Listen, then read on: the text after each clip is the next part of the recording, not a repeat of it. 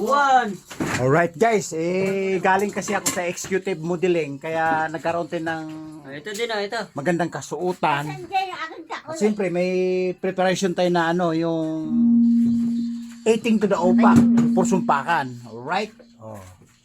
Kakainin ko to dalawa agad. Guys, galing ako nag-audition sa modeling guys. Ayun tingnan mo yung suot ko. Ayun Diba?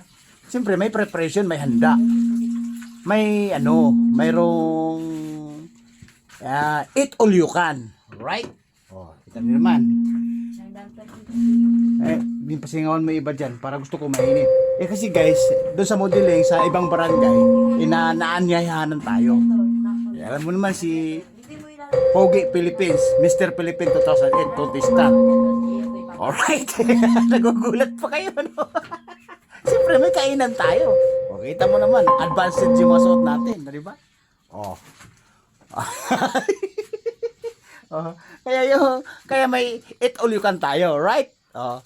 Kasi pag modeling kasi, maraming preparation, may iba-ibang handa, may kasiyahan, may sayawan, mayroong kantahan. Siyempre may aktingan, may artihan. Pagkatapos, guys, may kainan. Di ba? May kainan.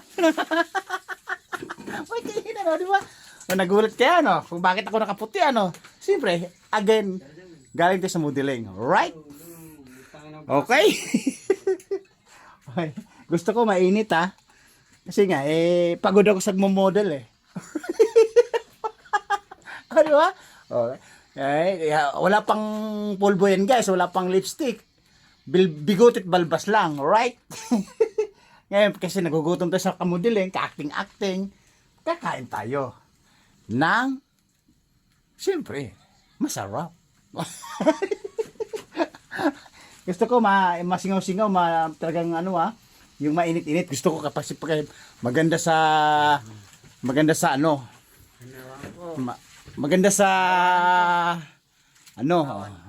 alright.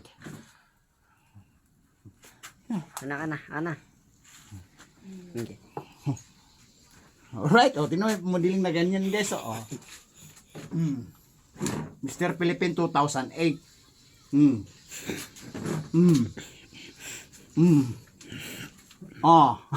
Nagugutom na, kakaarte, nagugutom na, kakamodel. Alright. Kakain tayo. Okay? Alright.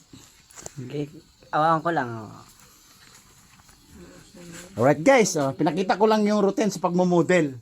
Di ba? Alam mo naman kasi, again, dati tayong modelo, Mr. Philippine 2008 contestant.